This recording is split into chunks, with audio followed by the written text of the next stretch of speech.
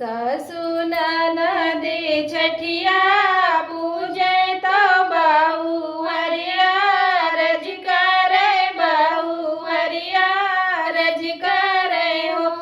सासु हमारे छठिया के शादी छठिया हमें पूजबे छठिया हमें पूजबाई हो।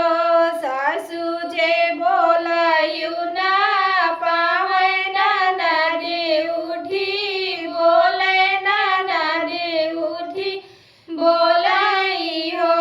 भौजी तू तो जनमवा के बाजिन छठिया कैसे पूजबू छठिया कैसे पूजबी हो। भौजी तू तो जनमवा के बाजिन छठिया कैसे पूजबू छठिया कैसे पूजबी हो। बहिरे से आए हैं भैया तो बहिनिया रज करे बहिनिया रज करे हो।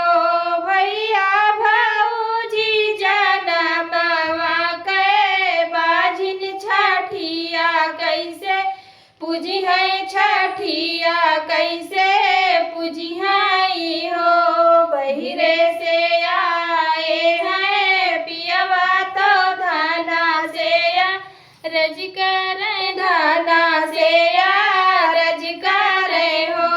धाना निकारी बिंद्राही बने जाऊ जनमवा के बाजिन जनमवा के बाजिनी हो। घर का है रूठली तीरिया जमुना ठाड़ी रोवे जमुना ठाड़ी रोवाई हो। जमुना दई देती अपनी ला हरिया डूबी मारी जाइत डूबी मारी जाइती हो। कि तू है